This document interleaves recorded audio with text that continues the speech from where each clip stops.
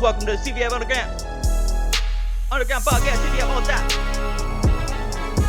Now your host, my boy, from the hood, Alb and Money and the Lose. Let's go.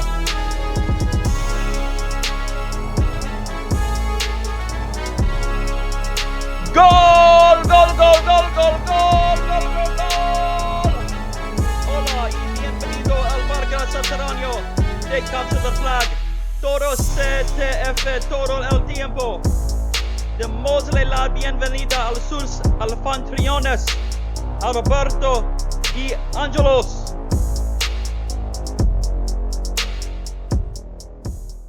Welcome back, everybody, to another episode of CTF Underground. My name's Alb, and hosting with me once again, we got Kelby. How's it going, brother? Yo, what's up? It's a holiday season, so we're all a little bit sick. Apologies ahead of time. All right, so first of all, I want to say Merry Christmas, Kelby, and everybody listening. It's currently 9 Eastern on Christmas Eve, and myself and Kelby are recording this for you guys, so I hope you guys enjoy it and have a great Christmas and great holidays and all that good stuff. So before we get into everything, I'm just going to say we have a dueling tournament coming up January 1st, 9 p.m. Eastern. There's a $50 prize. You can sign up on the PL website, ctfpl.net. There's currently 7 people signed up, so if you guys want to participate, it's free. Just something to get the community together in the new year. And again, you sign up at ctfpl.net. So get involved with that. It should be a good time, fun tournament. And we're going to do the announcing and stuff like that and stream it for you guys on the PL Discord. So be sure to check it out. All right, so with that being said, we're going to give it over to Kelby right now. He's going to take us through what happened in Draft League 2 in the final season since we didn't do an episode to close that up. And then we'll get into the OvD League. So Kelby, take it away. Yeah, for sure. We are about 4 weeks later. I think this match happened near the end of November. So as predicted, at least on the sides of the map, we had Leedies taking Collective and then Pizza Rats taking Titan. Early on in the game, it was a little bit of a surprise that Pizza Rats ended up taking the long F4 base.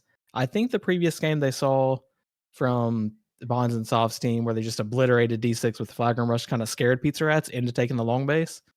And then I talked about that Leedies defense all season.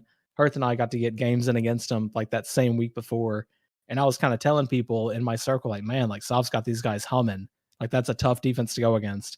We attacked them 3 different games for A7. I think we broke them once pretty decently. The rest of it was just a struggle. We kind of saw the same out of Pizza Rats early on, whereas the Leedies offense, and one of the biggest surprises, just they knocked down F4 very quickly, running power offense with like, I don't have the VOD in front of me, but it was Yosh and Ziamin leading and these guys. And yeah, I thought Pizza Rats had a better defense than that on paper. They ended up kind of falling, panicking. They did get the flag out, moved it to D6. Then we got into this weird kind of swing game where when you're rushing D6, because of the way D6 is structured, once you push that offense out, like when you kill the offense, it's so easy for the medic to push them out. It's easy to swing one of the DMs out. So we got to see Albert, who had switched to D at that point, floating over to A6 on pushouts from D6 and getting all this momentum. But, you know, shout out to Leedies who kept their composure. They had 3 different people mining at one point of the game to get Verb back in the game as they had lost a couple turrets. They kind of restabilized, and then just kind of like clockwork, they get a clear on Axe at A6. They call a deep swing to Ziamin, who's already in the flag room, and JT nonsense since PL1 as far as I'm concerned. Just TD down, out with the flags. No shot of an abort in this game because, as I mentioned, Axe just got cleared. So the 10-man essentially starts at A3. Technically, they were at the bottom of A6, but in a long base like that, plus all the practice we've talked about, I've worked with that squad from the first week of the league. I've worked with 3 squads, actually, so congrats to everyone. But there's just no abort possible at that point. And I'm sure being on the Pizza Rats side for Albert, it was frustrating, but I still want to give kudos to both squads. You know, Pizza Rats had a strong season, couldn't quite get the last one they needed to pull off the undefeated season, but Leedies, on the other hand, pulled it together. A lot of leadership disputes at the beginning of that season ultimately resulted in a championship. So congrats again to them.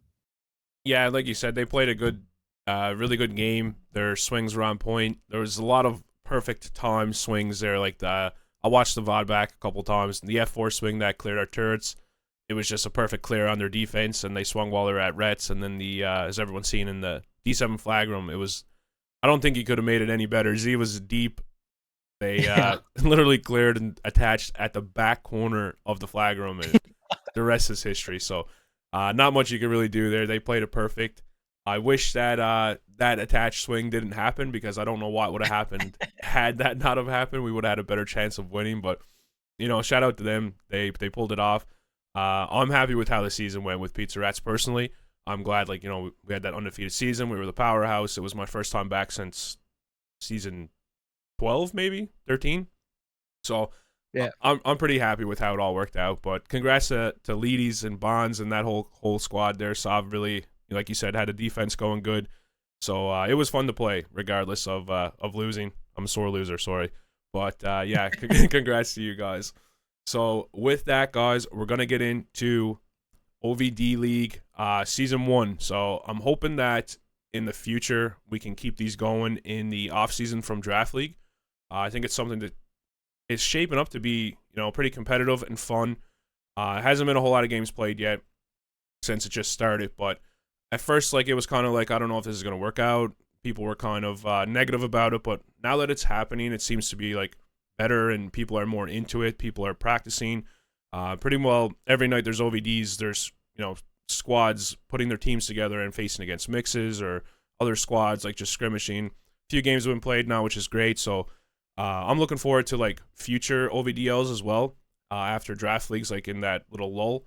So it's cool to see, and we'll get into the teams here. So Kelby, I'll get you to take it away here. Yeah. So I know I've kind of been an advocate for OVD stuff since the summer. I just love OVD so much. I think it's easier to rely on 4 teammates than it is 9, especially when sometimes comms are limited, whether it's time zone constraints, people can't talk and whatnot. It's so much easier to just work in a group of 5 than it is 10. So I'm huge on the OVD stuff. I'm glad it's happening first and foremost. Going into the roster discussion a little bit, and we'll just go in order, I think, from left to right.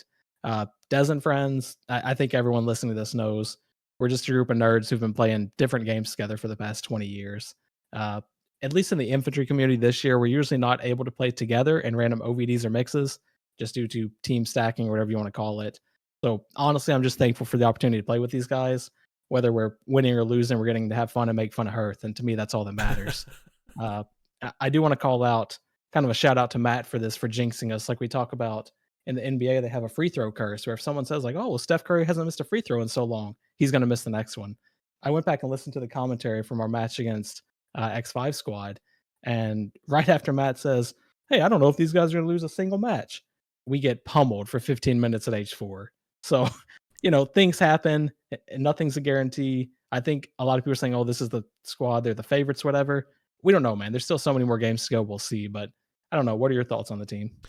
So, like you said, I'm happy that we all just finally get to play together. I think in season 14 of Infantry, I made Newfie or whatever, and everyone that's on the squad right now was on it, with the exception of Andro and probably Doc. But it didn't play out. Obviously, attendance issues. We faded halfway through. I couldn't show up, so we didn't actually get to play together as a full team. So, like you said, I'm just happy that finally we get to play together, because, like you said, if there was a mix or an OVD happening and 5 of us on spec on a team, people would just probably wouldn't play or complain and stuff. So we never ever got the opportunity to do it. So it is cool that, like you said, we're playing games for so long together. We're just pals, been in a group chat for 20 plus years. So it's cool that we're finally, since, season 12, 13, finally getting to play together. Like you said, the H4 game, anything could happen. We seen in another game, there was a team that got beat up on, which we'll probably talk about in a little bit. And, one deep blink, it took one little, switch to flip, and that team won. So I don't think it's a for sure this team's going to win. You could say that a team's favored it to win, but I don't know. There's nothing in an OVD that's 100% guaranteed this team's going to win, because there's so many things, so many variables. You could have a lag out. You could have someone not show up, and come playoffs, I mean, when the lights turn on, things happen, right? So I think that, you could say that we're the favorites, but I don't think that anything is for sure until it's actually done. So I'm just happy to get to play with these guys and, like you said, make fun of Hearth. Yeah, I think that's the most important part, is make sure Hearth feels really bad when this is all said and done, no matter what happens. But just one more thing, I saw some of the spec chat after watching back a couple of the VODs of that game where we got pummeled over and over.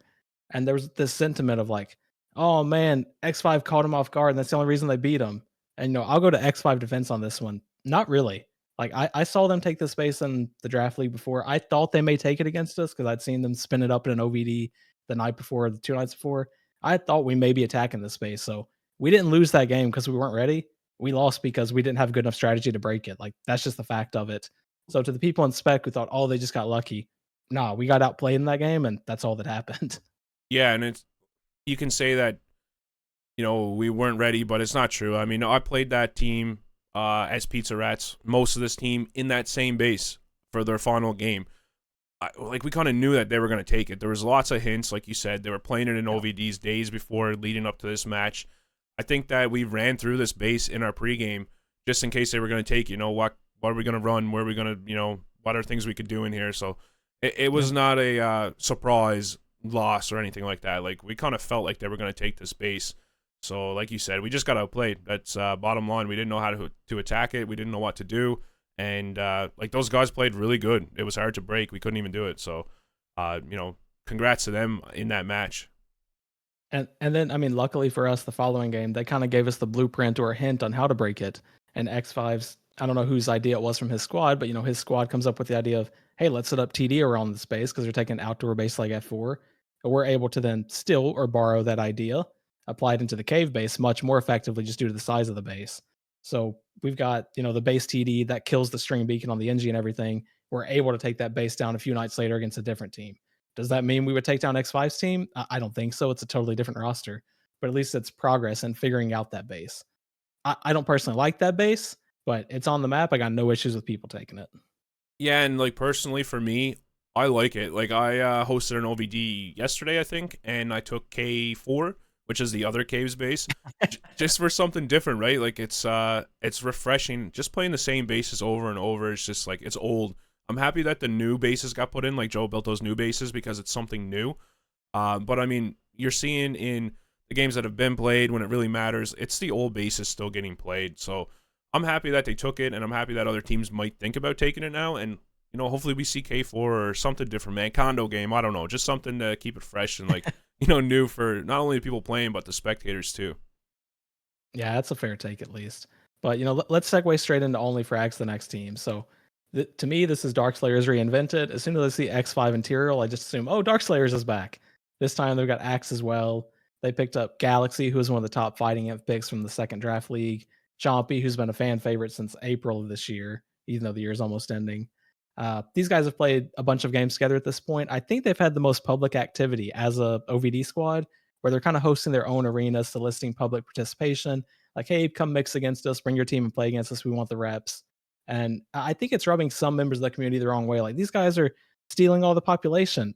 I don't know, man. I'm all for it. Just like I was all for fading Pub 1 to go OVD. Whatever teams want to play, they can play. Like, we don't owe our time to anyone. X5 and his guys don't owe their time to anyone. If people want to go play against them, go play against them. So I can't really sympathize with the folks who are like, oh, they're stealing all the people from OVD. Now we can't OVD. No, if people want to play them, go play them. But these guys, like X5 and Chucky on this squad, they've both been open to trying new strategies to improve their chances and just figure things out in the game. And we kind of see that as H4 is taken again, like we talked about. Crushes our quote unquote favorite squad. And these guys are coming off the disappointing season of Cuck from the second draft league. So I'm sure there's a bad taste in their mouth. They want to get much better results than they got from the previous draft league here in the OVD league. And so far, we've kind of seen that. Like, they've turned it around. They dropped a series to A4. But, I saw the controversial video. I'm not convinced Matt got summoned. Maybe he got summoned. Maybe he didn't get summoned. Whatever the case, I think it's hilarious that they put together the highlight reel of it. But yeah, overall, I think these guys are pretty competitive. They're definitely hard to play against. I hate playing against Chompy because he's my buddy. I feel bad when I kill him, but it's fine to win. So whatever it takes. Yeah, before I touch more about the team, I want to talk about the summon. So I was the ref of that game, and I'm the guy who made the call on that game, and I still think that I made the right call. So, people can get upset about how I made the call or that my call could have been wrong, but even rewatching that, highlight reel or whatever, I still think he got summoned. I still think he got summoned. I've talked to so many other people in the staff who all agree that they think that he's got summoned there. So I stand behind the decision. So you can be mad that, okay, I made the decision and, it could have been an error, which is fine. You're allowed to feel that way, but I still don't think there was an error, and a lot of other people don't think there was an error made there. I'm very easy, like I'm open to admit when I'm wrong. I'm like one of the few people who are like, all right, I fucked up. Shouldn't have made that call, or I made it incorrectly. Let's fix it. I'm very like unbiased. I'm not like, oh, Matt's got to win this one. If anything, I would say, Matt, you got to lose this one just to troll him. But I'm not like one side or the other. I didn't say fuck these guys. We're gonna say he got summoned. I felt like he got summoned, and watching the video back, seeing the energy drop exactly 100, and the little pull on Matt, like I still stand behind my call that he got summoned. So I'm just gonna say that I haven't like publicly addressed any of it because it's all just people causing drama. Anyways, I've talked to X5 about it, and I've talked to Matt and Decker about it for their squad. So like I've said what I've had to say to the captains, and again, still stand behind it 100%. If I was in that situation again, I would make the exact same call. But one thing I will say is that Axie is going to code something so that when an OvD league game is being played and offense like got the flag and leaves the base or gets summoned or attached, like a actual warp event happens, it will make a note in like the arena chat, the system chat, and it will say like this person won or whatever, like this team got summoned, whatever. However he's going to word it. So that's coming. Hopefully it's in place for like the coming games. But, it's not very often SL runs into the flag room like that too. So it's kind of like, I was going to say that. Yeah, man. Like it's kind of one of those things. Shout out like, Decker. it'll probably never happen again that way, but Axie's going to code it so that if the SL runs in there on top of the flagger and summons them, it will for sure be a system notification.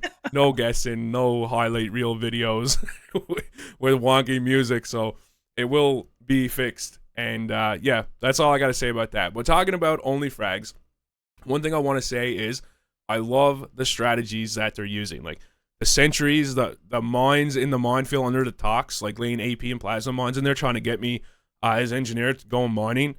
Brilliant. Another squad said that they were going to do it too, but X5's team beat them to it. I think that those things are, something that will make a squad stand out from other squads. It's something that can make a squad beat, a team that maybe they don't feel they're matched up against good or something. You know what I mean? Like if you're like, okay, the squad's better than me, a couple of these things, and you got everything changed, it's all in your favor. Like the sentries, for example, I could barely get out of the base to go mine at the start. Hearth couldn't summon or lay TBs until I went out and killed those sentries. Like that buys them minutes of time where I'm unable to mine or I'm unable to get back home. You're guaranteeing no TD no TB flanks from the medic. It's just smart. Whoever's coming up with this stuff, like kudos to you. I don't know if it's a team effort or if it's like X5 is just thinking about this stuff all the time, but I like it, man. And like you said, these guys are on practicing all the time. I wish other squads would be doing that too. Like there's no reason these teams can't be on playing, trying to come up with different ways to beat different teams in different bases. I love everything about it. I wish more teams did it. I hope to see, like I said earlier, K4 getting played, just something different. Like X5 got his different ret setups. He's got these strategies. He's in different bases. Like that's the shit that will change your team to make it better than all the other teams, and it will make your team stand out. And then like the reps they're getting in, they're going to be one of the top teams in this league, and all of that contributes to it. So if anything, like you guys can say it's lame or shouldn't be doing it. Yep. You guys should be doing it too. Saying it's lame is not a valid reason to make them not do it. Like get to your captain and be like, yo, let's start doing what they're doing. Like let's start playing them. Let's get these reps in. Because at the end of the day, like that's just going to make them better than the other teams. So instead of complaining, I think you should do something about it with your team and start doing it yourself. That's just my opinion. Yeah, I think maybe half the league feels that way. It's probably split somewhere around 50 or 60%. I do think it's lame. I will say that, but I'm also of the opinion like if we're not gonna put rules around it, we should utilize every bit that we can. To me, I get some PTSD as a teenager playing CTFX because my whole base is TD'd by 3 other teams outside, Yeah. and I'm like, man, this shit sucks. All I hear is fucking sentries chirping at me for 90 minutes when I'm milking a flag, and we can't summon anyone. Hearst yelling at me to attach. Like, man, this again. But again, I mentioned this in chat. Kudos to them for analyzing the rules, figure out they could do it. It's not something I would have thought of, so that's just outsmarting us before the game starts, and yeah, figuring it out from there. So kudos to them. I don't love it, but I also think we should have people deploying it if we're not going to roll gate against it. Yeah, for sure. And like, I mean, we pulled the captains, and it's something that like there's so many games played right now that you kind of don't want to be changing rules up unless it's like something that's absolutely broken or like really hurts something like real bad. I mean, if you're worried about sentries getting placed before the game, if the rule doesn't get put in, which I don't know for sure right now what's happening. But like if it doesn't get put in, just take a base that isn't outside. You know what I mean? It's problem solved. Like yes, they can run in your base and drop a sentry, but you can easily kill it inside of A7 or D7 or something like that. So there's ways around it too. Like I said earlier, I love it. Yeah, it's annoying. It sucks that if you asked A4 right now about their time in H4, it would be completely different than only Frag's time in H4, the first game they took because of the sentries. Yeah. So I think it just forces people to either not take the base or think outside the box, have someone go out and kill the sentries or just something. You got to figure it out. It's kind of like what we did. We had help figuring it out because we took one of their plays, but yeah, I just think that you work with your team, you figure something out, you make a plan, and that's part and parcel with practicing. Well, as a fellow nerd of the community, if you will, I can't help but credit X5 or whoever and the way they deployed it. Because when we played their games against them, they didn't show it to us in the first game at F4. Yep. We're just defending the base normal, it's standard. Then they take H4, they obliterate us, and I still have PTSD from the GL bouncing off my head. And then in game 3, they show it. And I'm fairly certain, I'm not trying to speak for them, they knew that if they showed it to us in game 1, we would try to replicate it against H4 where it's much more effective. But they waited until they had to, so we just got out-strategized, and like that's good to see. Like I want other people thinking hard about this game like we are, so I enjoy the competition. If they somehow bust out Mazer and start killing our turrets before the timer goes off, I'm going to lose my shit, though. I'm not doing it, guys. I'm not doing it. Yeah, no, it's good, man. I think that me and you are kind of on the same page with, like, the nerdy shit like that, like strategies and stuff. It just takes me back to, like, years and years ago when we used to play and, like, oh, we got to beat this team. They run this setup or whatever, you know what I mean? It just, it brings back that competitive edge, I guess, to me. And I like just going through the motions and trying to figure stuff out and then like executing it. It just makes the game more fun. Sure.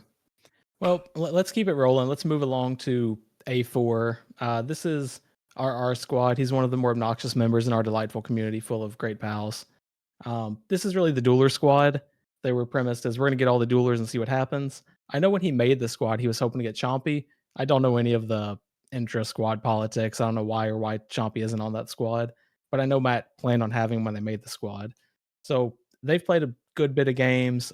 They win most of their duels, but as we'll see in the standings, that has not yet translated. And we'll talk about what happened a little bit later. But just to highlight some folks from their squad, they've got Matt, who I think he's called himself like the second or third best offensive shot caller. I think he's probably like the 29th or 30th offensive shot caller, but that's just me being biased. I do think Axidus is a fucking menace with a stub cannon. Whether he's playing defense or offense, I like playing with him. He responds well when I'm on comms with him, and I genuinely do not enjoy playing against him because I feel like once he locks in with his stub cannon, I'm just dead. There's like a 2.5 second timer. Doesn't matter what my energy is, I'm gonna die because I'm not good enough to move out of it. So shout out to him.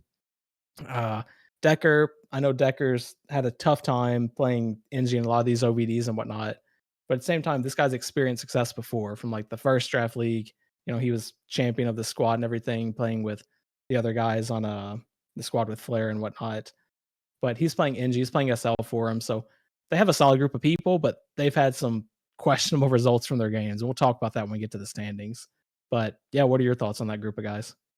So I kind of like this team. I think that if they show everybody and kind of figure out spec info and maybe, like you said, a little bit on the leadership side, this could be a really strong team. Like, I think Axie is one of the best heavies in the game right now. Like you said, he's a menace to play against. I absolutely hate playing against him.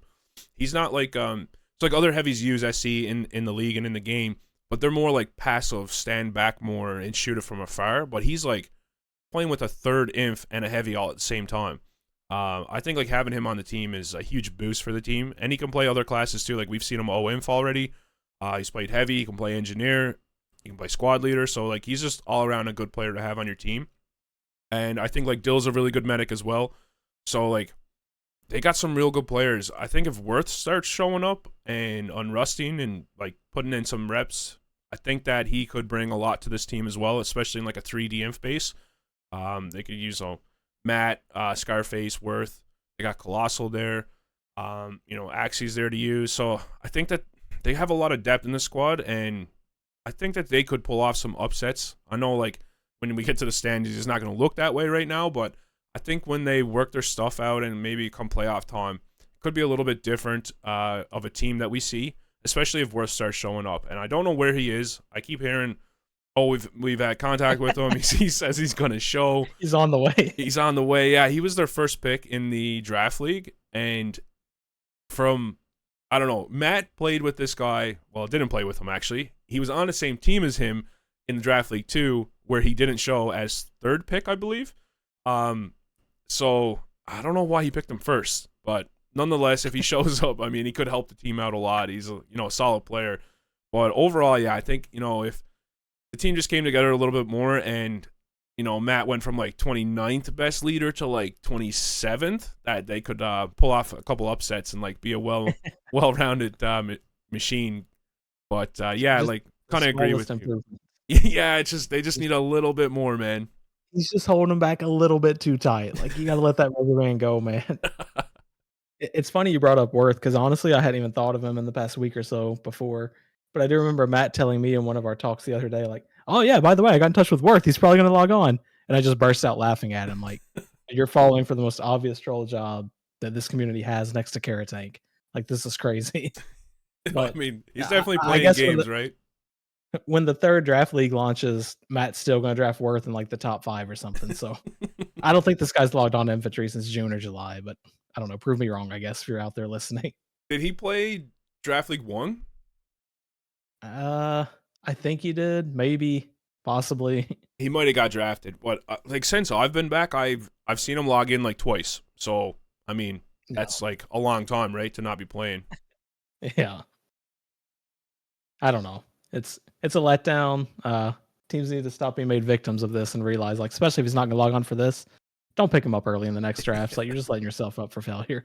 And I have no sympathy for Matt on picking him first in this draft league after last season, because all he did was complain about him not show up. So this one's on you, Matt. Feel bad for the rest of your team, but go to hell, Matt. All right, let's move on. So, 7th Plague. This is kind of the reinvented squad from CTF-TL1. This had captained the squad. He had the help of Ziaman and Matt. This time he's kind of going in alone. He does pick up Head, who captained the squad in the second season. He's got a few multi-classers in this. Himself, he's picked up 4 or 5 different classes. I've seen Jim play 3 different classes effectively. I've seen Rue play a few different classes, maybe 3, I'd say, pretty fairly. Yeah. Not a huge fan of your NG Rue. Don't take it personally. I'm cool with 3 of your other classes. To me, Mike Jones is kind of up and coming. I think he's an older player, but the more reps he gets and the more like coaching he gets from people, he seems like someone that's willing to listen, kind of like that chompy Cal variety we talk about, where this guy's coming to me saying, hey, what can I do better? Anyone that's trying to get better, I feel like will get better just by trying. So I'm rooting for this guy. And then he's got folks like Debris, who's one of these longtime players. I don't see him on a whole lot recently for like OVDs and mixes, but he's been out there. But yeah, I think they have more talent than people realize on this squad, and they could take some games from other folks. Yeah, I agree. I think right now they have some attendance issues or something. I don't know if like Thiz has a line on talking to all these people. If not, maybe use Discord. I know every squad has channels set up, but it's like when I see captains trying to schedule with him, he's like, all right, 7 p.m., maybe there's a 50% chance we could show. If we do, we'll play. If we don't, we won't. So I don't know. If everyone shows up, I think that like they get some practice in and play together a little bit, that there is some upsets that can be made here. I know that Thiz originally mentioned that he wants like newer players. He wants to work with some people who are like maybe underrated or like want to learn and want to try different new strategies. I know he put that in his recruitment post. So I want to see like what are these strategies. But I guess first we need them to get some games scheduled and under their belt and start playing against some other teams so that we can see them. But yeah, that's what he said. He wants to work with some people who want to listen, who want to try new things, who want to learn I think that he's a great captain. Like you said, Draft League 1, he was captain of same name squad. They did really good. Draft League 2, he was like one of the names we spoke about, a lot on Axie squad. He made some real good plays, so he's a smart player, and he has the potential to make these plays. So I want to see what they are. But again, you guys got to schedule some games, get in there, or even like do the public thing, get your squad on, play against mixes or whatever it is. But yeah, I kind of want to see what it is going to be. I think that they can, get a good round at 5 in. He got Debris there. If he's kind of inactive, but he did show up for their game. So, if he gets in, gets some reps in, gets the rust knocked off, start coming to some dojos again, I think that, they have a couple good players there. Jim's a solid player. Rue's solid. Biz is solid. It's a good base for a team that can, pull off some upsets and get some games, won and just played. Yeah. And I know you mentioned Thiz wants people that wants to learn. So, I mean, I'll put this offer out there. Even though I'm playing in this one, if you need help with something, you want to run an idea by me for like an offensive strategy, or you want to raise the floor of your offense or your defense or something, just reach out to me. Like I've nerded out over this game forever. I'm more than willing to tell you what I would do in your situation, given the talent pool you have. So Thiz, whoever's on that squad that wants some help, just reach out if you want. I'm more than happy to help, and I won't steal your strategies and be like, by the way, Hearth, I've got their whole game plan in front of us. This is what we're gonna see. Like I'll help whoever needs it. Yeah, and like I'll say the same if there's something that I can help with too. I'm on pretty well every night. So's Kelby. Like just reach out. I know like in a dojo, Desi's working with people. I'm working with people. Kelby's always working with teams, so you can reach out to any of us. We're all willing to help, and we enjoy helping people. So definitely take one of us up on the offer. Mainly Kelby, because he's like the brains behind a lot of these plays, so he will definitely be able to help you the most. Yeah, I agree that Albert's pretty bad, so let's keep it rolling. But no, yeah. Final offer. If you need help, reach out. I'm available. Discord, in game, whatever, most nights. Let's move on to the next squad. So Anti-Ego, this is now a transition captain, and Frank. This squad was originally built up by Tim, or as most people know him as Verb. Something came up, he had to step out for the season, tend to other things. When he made this squad, I will say, I thought this was going to be the relaunch of Leedy's undefeated defense, which I kept talking about in the previous draft league. They won the championship without ever losing their base, except for like 10-man shenanigans, whatever. Like I thought this defense was going to run it back with Bonds, Tactical, Verb, Sov, and Nas. A couple days after the squad was formed, I was surprised to see that Sov had joined a different squad with Mecca, and then I wasn't sure where the squad was going. I did see they picked up Jay and thought, well, yeah, you could kind of substitute Jay for Sov, at least on a fighting class, and that's really close because everyone would say that's top tier talent on either of them. But then suddenly Tim left. Their depth comes down a little. They were able to pick up Abith, a seasoned engineer. I'm a little biased toward Tim. I've won championships with Tim before, so he's one of my favorite engies to play with. But these guys have got some games in at least. I'd say they have the play of the league so far, where Bonds had a deep blink in F6 against RRU squad and actually cleared them. And the funny thing about this was game 3. So they had played against this base in game 1 and quite frankly got obliterated by Matt's squad. And then it looked like they weren't making a ton of progress in game 3 on that rerun of F6 when all of a sudden a blink without spec info ends the game. So that's the coolest thing I've seen personally in the league.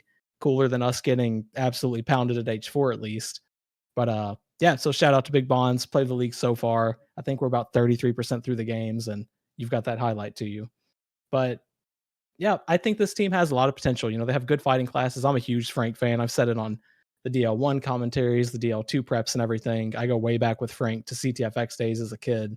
One of the nicest guys in the community. I think Smoke is one of the top talents. Bond's one of the top medics. Tactical, one of those up and coming heavies, probably a top 2 heavy still in the league, that kind of thing. I think this could be, a top 3 squad. I don't know where it falls among that, but I think they have the pieces there as long as they can get attendance and, stay together. Yeah, I agree with that. I think that if they get some reps in together, like I don't see Jay on very much. Like he's on for their games, but we don't see him. Like I guess it is holidays too, so maybe that has something to do with it. But I would like to see him playing more. I know he's gonna have it either way, but he's vocal on Discord. Like I played with him on Pizza Rats in Draft League Season 2.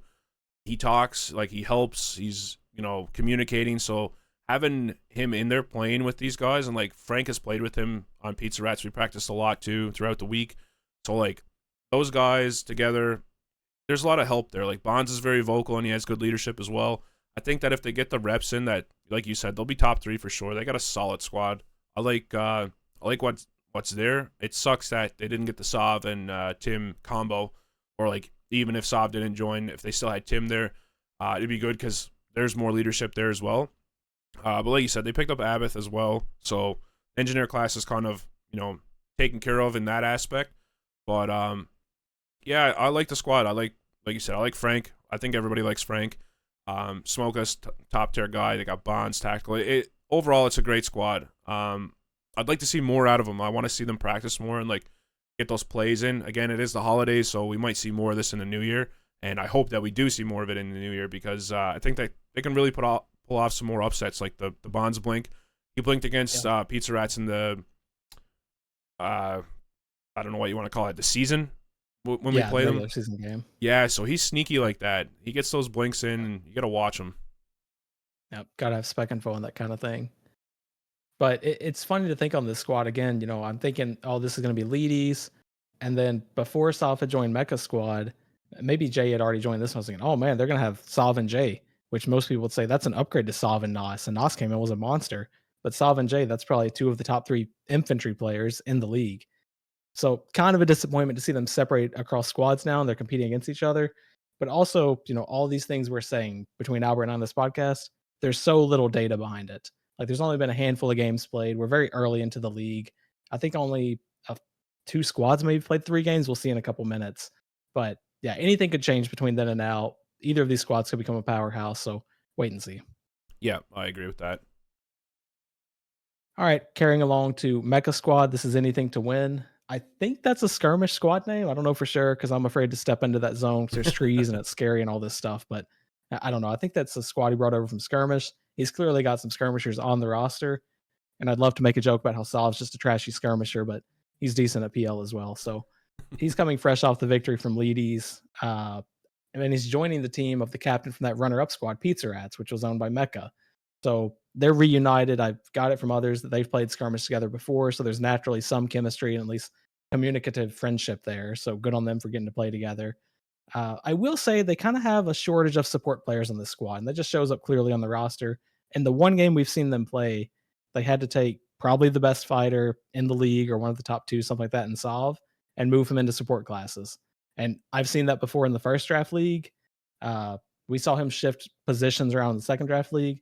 I really think they need to find a way to get this guy to be able to play infantry or heavy because he can really excel and carry a team at it. I think there's only so much an engineer can do. No offense, Albert, because you're bad and everything. But I'd like to see Salve get to play the class he mains, just like I want to see everyone on this squad get to play their main class. Otherwise, you get into these discussions of, yeah, but you don't know what would have happened if I was an imp, or, man, if Angelus didn't have to play heavy, we could have been something. I just want to avoid all that stuff. So I hope they can figure something out.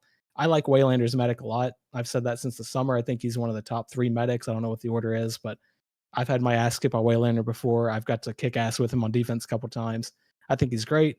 Got to figure out something for Engie here, and I hope that Salve isn't the permanent answer. That's probably my biggest takeaway so far from watching their 1 series of games. I agree with that, and like I think Iron can play engineer, but it's the same thing, right? You want Sav and Iron as imps on defense. It's just so much talent they're wasted if you don't have that.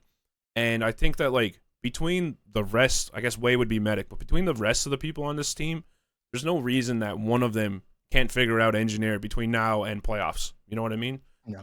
I mean, engineer is, listen, there's so many people who play it, like Infinite, for example, who can do it and well enough that a defense can win. So there's no reason that somebody else on this team can't figure it out so that Sav can play the class he needs to play. And I think that if he gets to play the class that he should be playing, that it just brings this team up so much in like my personal rankings that it could be like a huge difference. It could, literally from it can jump a lot of places just from that one change. You get Sav and Arn playing together. They've been playing together forever. Pair them up with basically any other inf, and that defense is now solid. Not that their defense isn't solid. They did win their game at D7, but it just helps it so much. You know what I mean?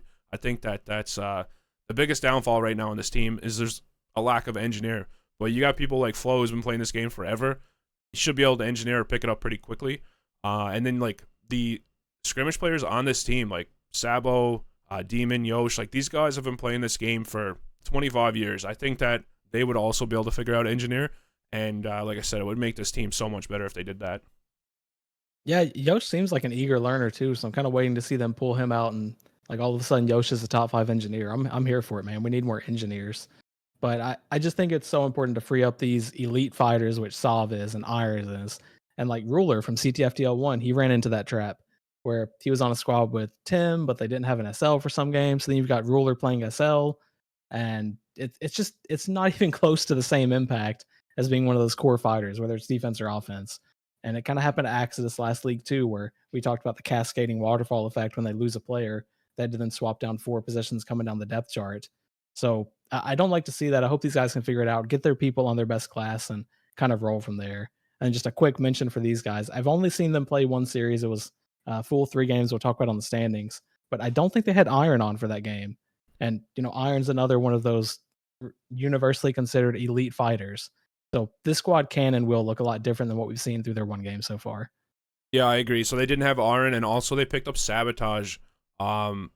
I don't know if it was after that game or not, but Sabo wasn't around for the sign up or whatever, or I think he tried to sign up, but it went to Emp's old sign up form. So he didn't actually get to be put in. So now he's on this team as well, and that makes this team, in my opinion, it gives them a lot more freedom because that's a solid heavy for offense and defense. I got to play with him on Pizza Rat, so I know what he's capable of. And I don't think they had that heavy before he joined. Like, we would have to change Sav or Aaron to heavy to get that same, skill level, which, again, just takes away from the whole team. So I think that, if Aaron shows up and Sabo's there now on this team, it really changes a lot of things for this lineup. And then the last piece would just be somebody figure out how to play engineer. Yeah, for sure. All right, let's move along to last but not least, Vinny Vidovici. This is ZMN squad. For simplicity, let's call it Pure Talent version 28. Anytime ZMN's captain of the squad, it's clearly just pure talent with a glorified name. Kind of like Thiz, ZMN shared some of that aforementioned surprise success in the first draft league, where they were on the same squad, and then he went even further in CTFL 2, eventually working as one of the leaders with Leedy's offense to win the championship. And I talked about that's an offense that took down 2 bases ultimately. Sure, it was a swing attach on both of them, but the offense plays its part in getting deep in the base and enabling that opportunity. So I still think, in general, ZMN's a little bit underrated in the community. Like, the meme's gone too far. People are like, oh, ZMN's just a big nerd who plays a lot and trolls a lot. I really think he's one of the better players, like one of those top 10 to 20 range players, whatever it is, I don't know. But I think he's a little bit slept on. And I think the results kind of prove that as this keeps going, where he can take things and turn them into winning scenarios where other teams say they can, and you would see their name and think, yeah, that player can do it, but they haven't yet. So when ZMN's now having sustained success, I think that should be kind of acknowledged. So kudos to him for that. He did opt into what most are considering the volatile pair from the draft, where he took both Karatang and Mites. And we've talked about these players in CTFDL2 mainly on our podcast and whatnot. These guys don't get along with a lot of people. They rub people the wrong way. But I will kind of die on the sword that they are talented enough to make a difference. Now, that doesn't mean I think everyone should be going out of their way to draft them first and all these things. But I think if you get a leader who can get them to just focus on winning and save the trash talk and nonsense for later, this is a squad to be reckoned with. Like, this is a lot of good fighters. It reminds me of the way Verb squad looked on the first draft league. Now, their results weren't great, but they also had attendance problems from hell. But when I look at these 2 squads, comparing Verb squad to this one, we have a lot of fighting classes and multi-classes in there. Now, Verb's downfall was a lot of his were European or they were overseas, so they couldn't make it to any of the games. I don't think ZMN's going to have the same problem with these guys. I mean, I'm just looking at his roster right now without calling names, and he's got 4 people that can play 4 different classes each. Yeah. That's what you want in a small league like this. Our squad luckily has some of that. Albert's pretty bad at most of the classes, but he can technically play them. Desi can play everything better than the rest of us can. Hurt's pretty good too. But yeah, I like ZMN squad. Much like 7th Plague and Anything to Win, as I've already talked about, these guys are only 1 game in. I think their only rep so far was against 7th Plague by the time we're recording this. They took care of business as expected with them, but we don't know how far this squad can go yet. But honestly, I'm not just saying this because of who ZMN is. I think this is a good squad on paper. He's just got to keep the egos in check. Like, don't let it get out of hand like what happened to Axis' squad. I hated seeing that in the last league. Keep these guys focused on winning and just save the trash talk for when everything's done. And I think they can go pretty far. Yeah, you said it perfect. I want to touch on the ZMN thing. We seen, like, I think it was game 1 of Draft League 2. ZMN was in spec.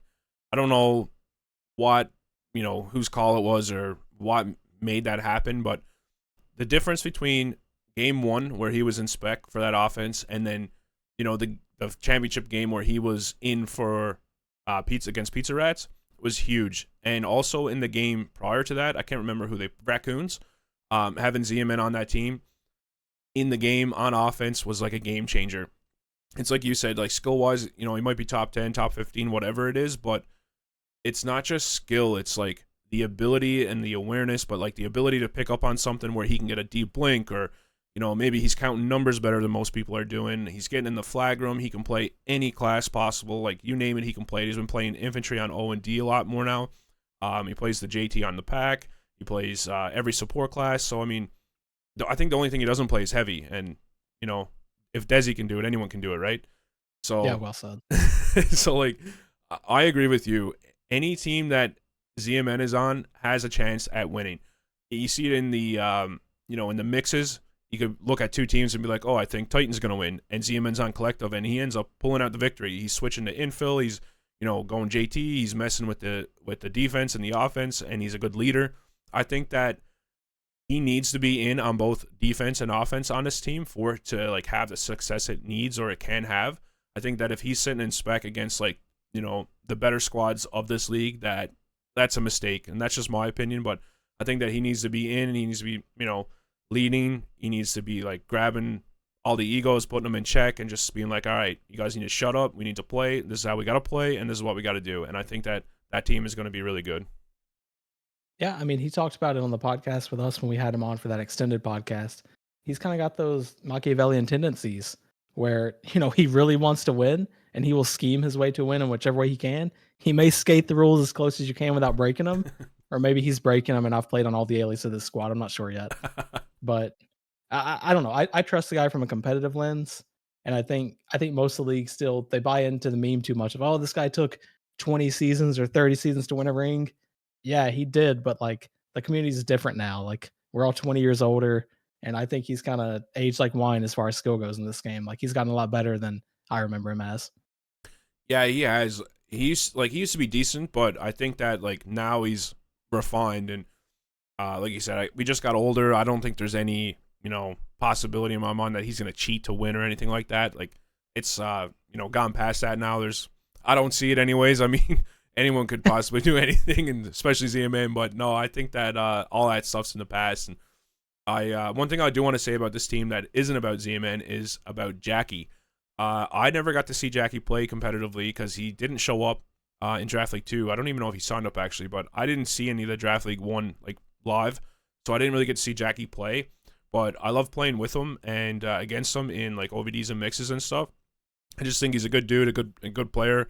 And I think that he can make stuff happen too. So I'm interested to see him play. And I'm also interested to see what kind of lineup ZMN puts in. Because looking at this team, I mean, he's got a lot of players. And he's got a lot of players that would, generally or normally start on a squad. So I want to see how he goes about picking his players. Especially against like the top, 3 teams or whatever. And just see who he puts in and who he plays. He's got Bale, who he doesn't play too much, but I've seen him play like 3 times now, and you'd never say this guy has stopped playing. Like he was ranked first or second in every DMF game he played. His AR aim was on point. Like it's just looked like he never took any time off. So that's another thing. I'm interested to see who ZMN's going to put in and what positions he's going to put them in. Because like you said, he has so many multi-classers on his team that he could make a good team. Yeah, I like that you brought up Jackie. I'll start there and some my own pick on it. So Jackie did not play in the second draft league. He did play in the first one, but I mainly know Jackie, at least recently, from the summer mixes, which I don't think you were a part of. You weren't around then. No. But when all us nerds were playing from 10 p.m. to 3 a.m. every night for a couple months, Jackie was with us. And Jackie's a really good shot caller on offense. And I don't say this lightly because I complain all the time, like, man, no one talks on offense. It's just, let's kill the RT, then silence for 20 minutes. Jackie's one of those over communicators, just like I am, where he will make constant calls, and I love it. Like we'll be pushing a choke with Jackie as OM for heavy. Like, yo, move this for me. I'll get the MG. Like that's such a difference maker because if you can communicate that effectively and quickly, that you can create that window of 6 seconds instead of 1 second, That's the difference in the NG spending 5 talks versus 25 talks. Yeah. So I think Jackie's game sense is through the roof on offense at minimum. I can't say a lot about his defense because I usually played O with him, but I think he's up there with like the Smokas or what people think of myself in the league. Like we're looking for everything on offense as it's happening real time and analyzing like what's the best calculated play to make at this choke. I think Jackie's right there with him. Like he's never on autopilot. He's looking to optimize every push. So when they play offense, assuming he's gonna be around to play, I wouldn't be surprised if ZMN kind of hands over shot calling for some power system, says Jackie, it's all you. But we'll see. You know, one game down so far. Teams aren't, and I don't think should be releasing any comm recordings right now. Maybe when the league's over, someone's recorded their comms, want to release it because it's funny. I think in a competitive OVD league where we're all playing, it doesn't make a lot of sense to release comms because then you're picking up on strategies for teams that you're not noticing just watching the review. I like the no comm videos much more. But yeah, as far as Bell goes, that's the second player you mentioned. I know him as an aggressive imp, so he's kind of in that same archetype as a Carrot Tank or a Worth, where ideally he wants to be the first imp pushing out. He wants to create the space. He understands that taking what many may consider a bad death could be advantageous if he gets enough chip damage and he's back in 11 and a half seconds. So it'll be interesting if he and Carrot Tank end up together at like one of the 3 imp bases. How do they balance that? Because as everyone knows, it usually doesn't work with 2. Like when you have a disruptive imp, you can't have 2 people suiciding. You're going to lose a numbers game every 6.5 seconds. So can one of them temper their playback? I've seen Carrot Tank give P6 a spin sometimes, so play that passive role, but obviously he's much more effective in the aggressive role. So it'll be cool to see. Maybe they don't line up together. Maybe it's Shadow. Maybe it's Mites. Maybe it's Cerrito. Like I said, he's got a lot of different fighters he can deploy, and we don't know yet how they want to deploy him. So we'll see after the new year probably. Yeah, I agree. I'm looking forward to it, man. Like I said with a couple other teams, I want to see what these people do. I honestly feel like there's enough players within the 7 teams here that we could have started an 8th team and it still could have been competitive. Especially like with ZMN's team, like I said, you could take any of these 5 and play a team, right? You can field a 5 of this any which way you want with the multi-classers and the fighters and stuff like that. So I'm eager to see how they play it, what bases they take. They did take A5 against 7P when they played them. I don't know if that's like going to be a normal thing for them or, if they're going to more focus on the 3-inf base. I know, like, Cerrito can heavy. So I don't really know. You got Solo's heavy as well. I don't know what they're going to do, overall or what strategies Zeman has, but I'm looking forward to seeing them. And like you said about the comms, I almost like the announcing comms a little bit better, especially when you get like a decent announcer in there that isn't named RR user and says some, valuable stuff. It's cool to see like how the public views it and how other people view things. It's like you might not pick up on something that they pick up on, or you might see it totally different. So I like listening to those back and just seeing what they say versus like what I see in my head as well. Yeah, I agree that everything RR says should be thrown in the trash. There's no doubt about that. That's well said. Hopefully Matt is feeling good and has a great Christmas after he listens to this podcast. Yeah, who really cares? Let's move on. You know what I mean? Let's keep it going. All right, so that clues up the teams, the breakdown of the teams and the players. Again, not many matches have been played thus far. We're going to get into the standings here. So you can see, I think we said 14 games played. No, 7 games played so far. So like there's a lot more to go. We don't really have the data that we need to be like, okay, this team is strong in this base, or this team has a good O, or they're playing these players. So this is kind of still fresh for us. We can see like what's going on so far. So we got Des and Friends currently 3-0. Anti-Ego currently 1-1. Anything to win 1-0. V3 is 1-0. A4 is 1-3. Only Frags 0-2. And then we got 7P 0-1. So I do want to say, even though A4 is 1-3, one of those games that they lost was due to a blink, the Blondes blink that we talked about. So before that blink, they were literally, I don't think they lost a turret. They were doing so good. They had F6 on lock, very strong defense. I mean, we played them last week, and it took us a bit to break them at F6 as well. So they have a very strong defense in that base. I know Axie loves it, and he's just so difficult to play against in that base with Stub Cannon. Yeah, dude. Yep. So even though it's 1-3, like I wouldn't count these guys out yet. And one thing I do want to mention is that every team makes the playoffs. So even though they could be 1-3 or 1-6 or 1-5, whatever it is, and still win. Every team makes it. There's just number one seed gets a bye, and we're just running it full every team. So this is basically we're doing the round robin for seeding, and then it's playoffs from there. So don't count anyone out based on what you see here. And hopefully the next time we do one of these, we're gonna have a much more updated and more spread of games played, and then we can get more into like the nitty gritty of it. Yeah.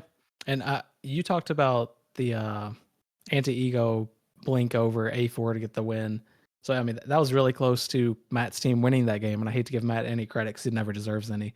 But just to continue that, their game at D6, game 3 against Mecha Squad was super close as well. Yeah. They were making great progress on offense the first 7 minutes. It looked like maybe Sovereign out of Tox. He was spotted in as NG.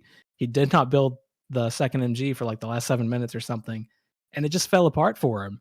So, I mean, they were that close. You're 5 frag grenades in the flag room from clearing all the turrets, and you end up not doing any damage for the remaining 7 or 8 minutes. So that team was very close to being 3-1 instead of 1-3. And that just goes to show, when you come in this time constricted environment that is an OVD as opposed to a mix, you've got to have your game plan ready and like consistently ready to execute as the time goes on. Like that's something that we talked about and veld tremendously in our H4 defeat, where I think we swapped the lineup 6 times in 15 minutes. Lessons learned coming back. That was a bad idea. But like if Matt Squad had been a little bit more on their P's and Q's, as we call it, yeah, that they could be 3-1 and they could look like a powerhouse. And none of it's thanks to Matt because he's not good. But shout out to everyone else who's playing really well for those guys. And I think they'll find their way to win. And like Albert said, we're all going to be in the playoffs anyways. We're really just scrimming for seeding or something at this point. So who really cares? Yeah, no, for sure. And now I've totally forgot about the D7 where Sav ran out of Tox. So yeah. 2 things I want to say about that is they almost cleared Sav's team twice. Anything to win. They almost cleared him twice in D7. I think Matt said Mecha told him at one point HP. 1 HP, and he was last man up, literally just a piece of shrapnel away from clearing them and taking that win. So again, like the 1-3 might not really be 1-3, but it is on paper. But I don't think you should look at it that way. And then the other thing is, I've been, hounded on it in the last podcast season that we done with Draft League 2, spec info. You guys have to do it. If you're not in the game, you don't have to feel like you can't contribute to your team or, I'm not good enough, I can't help them, I'm not in the game. It's such valuable information that you can give them. It's like, it's a really important role to be in spec, give your team the info they need. That's 2 losses that, potentially might be wins had they had spec info, especially the bonds blink. If you know there's a blink, you play passive, you never get blinked behind, you never get cleared. That's a total different outcome of that match. And then, the clearing situation, I don't know if everyone was aware that, we're 1 man away from clearing this team. And also, we all seen it in spec. Sav didn't make that second MG. He had no tox. He wasn't mining. They just weren't told. They could have played it a little bit differently. Yeah. They could have changed something up, got in there, like you said, 4 or 5 frags, game's over. Yeah. So, and I'll make a similar offer as before, especially with tight scheduling right now around the holidays. And I don't know what it looks like a week from now as we roll into the new year. If you guys have a game and you only have 5 people on it, you just need someone to help with spec info, just reach out unless you're playing against me. Like, I won't give you some detailed spec info. Oh, I would do this at this point because that's not going to help you in the game. But if you need someone to keep an eye on blinks, just reach out. I'll volunteer for anyone. Like, it's fine. Because it kind of sucks for that squad that they lost to a blink they had no idea about because they didn't have spec info. Like, that shouldn't happen in a league that's focused on a 15-minute timer of a 5v5 environment. Like, we need spec info in these games. It's not put together. Like, the expectation is both teams have spec info. So if you don't have it, you're pretty much playing down a player. And like we've talked about before, we ranted about Doc and Ant in the previous draft league. If people are giving you like exact detailed spec info, it makes the game so much easier. So to think one team has it and you don't is crazy to me.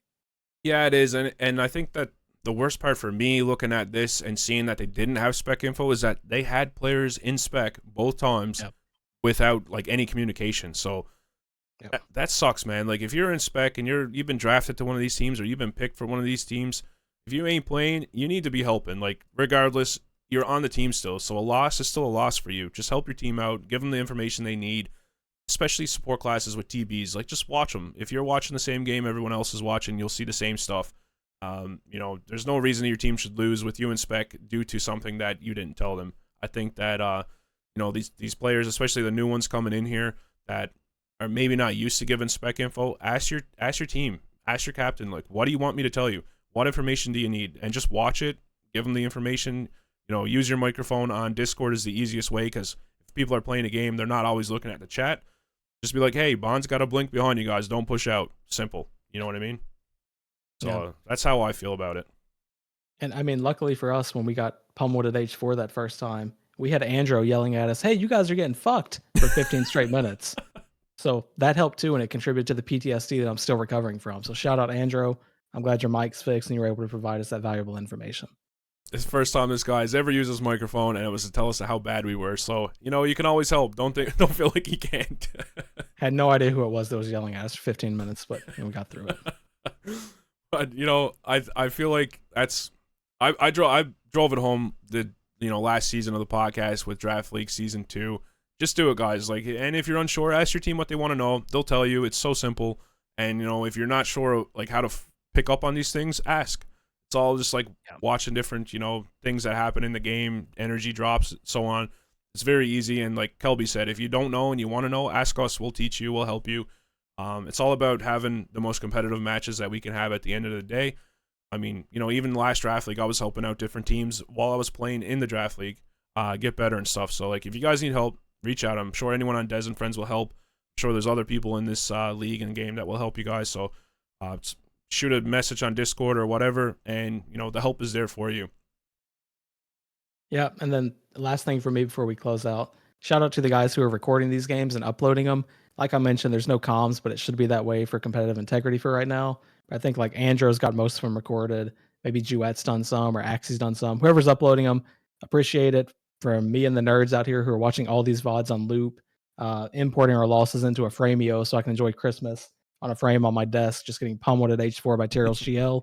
You're the real MVP. I appreciate the early gift. And yeah, thanks, guys. All right, guys, with that, Kelby, I want to say thank you once again for hosting this podcast with me. I hope you guys are still enjoying them. If there's anything you guys want to see done differently or see us do differently, please just let me know. We'll do our best to get it in there. If there's a guest you want to see on here, we could try to work it out. We plan to do these again. I don't know if it's going to be 2 a week like last time, but we're going to try to do as many as we can that, brings good content. We don't want to overdo it, obviously, but we're going to get some more people on here for you guys. And like Kelby said, thank you to everyone helping out in the league. There's way more than, we can name off right now, but we do appreciate it. And, Merry Christmas, Happy Holidays to you all, and we'll see you back next time.